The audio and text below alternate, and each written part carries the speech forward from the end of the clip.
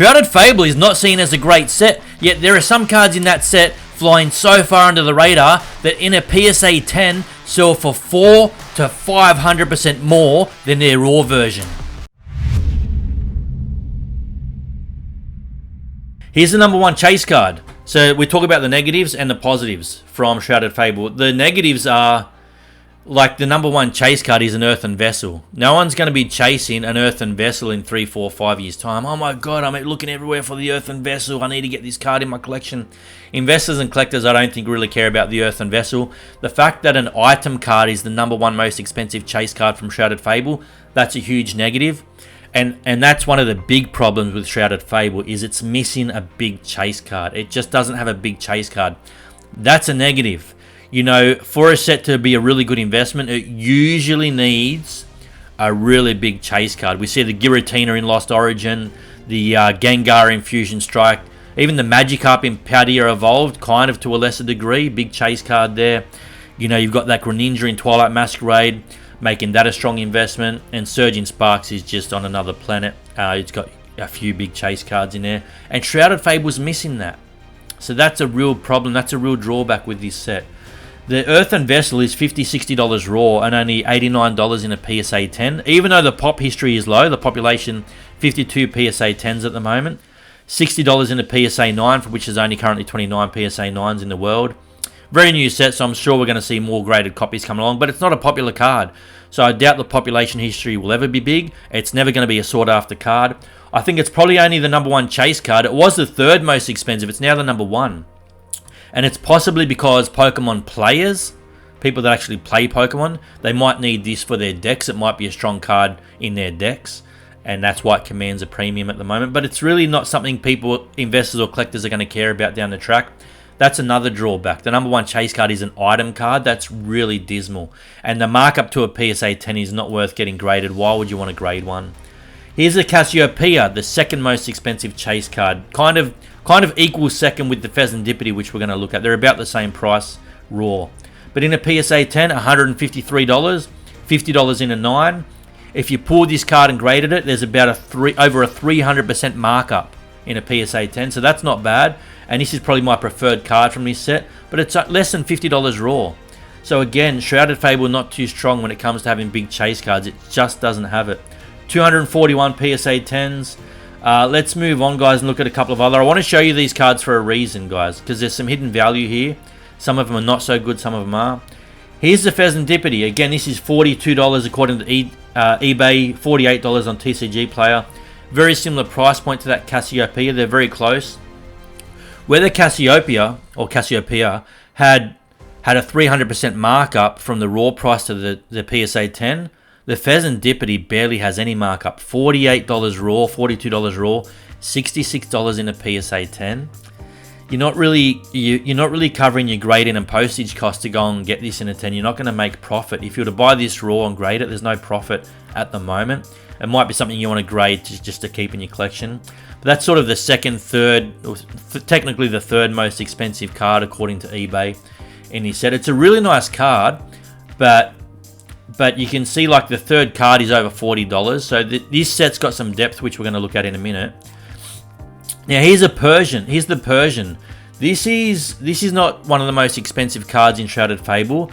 It's probably, I like the Cassiopeia the most, the trainer card, but the Persian is a really nice card. I really like this card. It kind of grew me a little bit.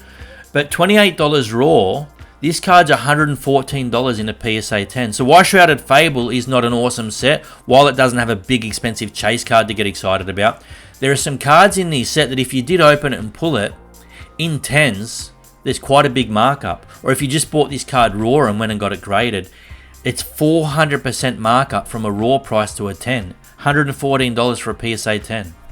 So if it comes back in a 9, you're losing money. It's almost worthless in a PSA 9 at $22. You're losing money. So it's a real gamble. If you were to buy 2 of these and send them away for grading, and one of them comes back in a PSA 10, you've more than covered your grading and postage costs and purchase costs. So there's some real value in that Persian. 400% markup from raw to a PSA 10.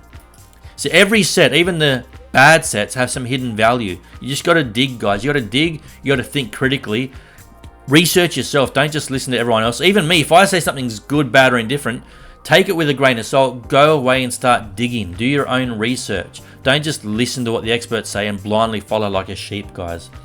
The real point of this video is to just have your own mind. Have a closer look at things. At the right price point, even some ordinary sets might be a good pickup. Again, the promo cards are really what Shrouded Fable is all about. Here's the Houndoom. Again, it's just a $20 card. It's not exciting. I think it's like the... We're going to look in a minute. I think it's like the 8th or 9th most expensive, something like that. 20 bucks. But in a PSA 10, $98, $100. You're talking about almost a 500% markup. 500% markup from the raw card to the PSA 10 for this Houndoom. But hey, Shrouded Fable's a crap set. Don't touch it.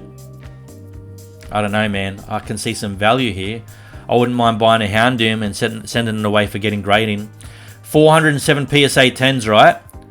Almost 400 PSA 9s. 396 PSA 9s. To me, that shows me that there's almost a 50% chance that if this is sleeved fresh from the packet, there's almost a 50% chance that it would come back in a 10. And it's only $20 raw, $110. 500% markup, guys, from the raw to the PSA 10. There's some great hidden value with this Houndoom. Hey, but Shrouded Fable is a terrible set, right? The Okie Dokie, same thing as the Houndoom. 20 bucks raw, $100 in a PSA 10. Worthless in a PSA 9, $9.50. Not even worth it. Comes back in a PSA 9. This looks like it's a bit harder to grade in a 10. We've got 87 PSA 10s, 143 PSA 9s. Hence the markup from the raw to the PSA 10 being 500% increase. Now, 87 PSA 10s, 143 PSA 9s for the Okie Dokie. I reckon you're probably looking at about a 30 to 35% chance that this is going to come back in a 10 if it's sleeved fresh from the packet. So not good, not a good chance of getting a 10, but if you send 2 or 3 away, maybe you'll jag a 10.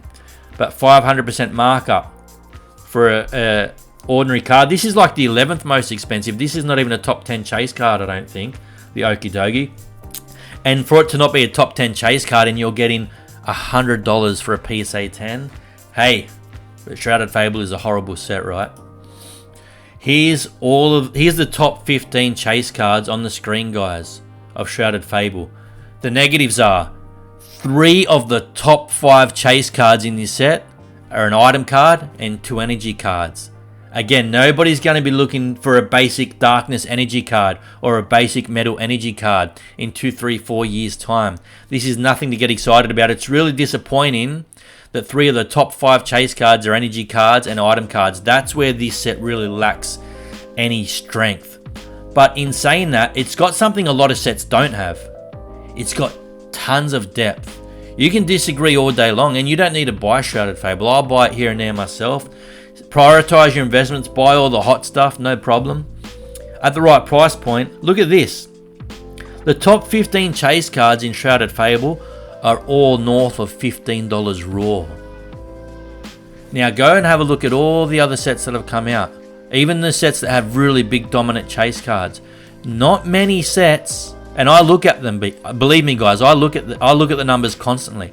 There's not many sets out there in the Pokemon world where the top 15 chase cards are over $15. I'm talking about more modern sets, more recent sets. You guys are staying away from Shrouded Fable, right? You're not touching it. But for example, if we compare it to holiday sets from the Sword and Shield era, the top 10 chase cards in this set, in Shrouded Fable, are stronger than the top 10 in Pokemon Go. You say, okay, Pokemon Go was a crap set as well. Well, it wasn't a strong set, it was fun to open. The top 10 chase cards in Shrouded Fable are worth more than the top 10 chase cards in Celebrations. I guarantee you most of you watching have Celebrations Elite Trainer boxes but aren't touching Shrouded Fable. You know, if Shrouded Fable was a booster box set, I guarantee you most of you investors would have picked it up because you like to own a bit of everything when it comes to booster boxes. If this was a booster box set, most of you would have it. But the fact that it's a holiday set and ETBs take a lot longer to see any growth, you're throwing it under the bus. The top 10 cards in this are worth more than the top 10 in Scarlet and Violet base. The top 10 chase cards in this are worth more than the top 10 in Obsidian Flames. Okay, they're 2 of the weaker sets from Scarlet and Violet. I guarantee you plenty of you watching these have that booster box, but aren't touching Shrouded Fable. The top 10 chase cards in this set, in Shrouded Fable, believe it or not, are worth more than the top 10 chase cards in Paradox Rift. Now, I'm not saying Paradox Rift is a worse set or a better set. I like the cards more in Paradox Rift. I think they're much better cards. But value-wise, the top 10 in this set are worth a lot more than the top 10 in Paradox Rift. I guarantee you a lot of you watching have the Paradox Rift booster box but aren't touching Shrouded Fable. There's something to think about. You don't need to buy this set. There's no hurry to buy this set. The ETB will probably be worth the same price in 2 years as what it is now. You look at something like Crown Zenith. Awesome set. But the Elite Trainer box, I can still get at retail price 2 years later. Again, there's no hurry for Shrouded Fable. Keep it in the back of your mind. At the right price, I would suggest picking one up here and there. The top 15 chase cards are over $15. And some of these lesser chase cards, this Okidogi number 11 chase card, this Houndoom, the 9th, they're not even strong chase cards. They're all like $100 in a PSA 10.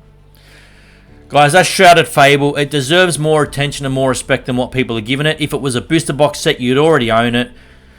No hurry for this. Pick it up at the right price here and there. Let me know what you think in the comments. That Greninja Special Illustration Collection is probably the best pickup out of all these. That Greninja PSA 10 is doing really well.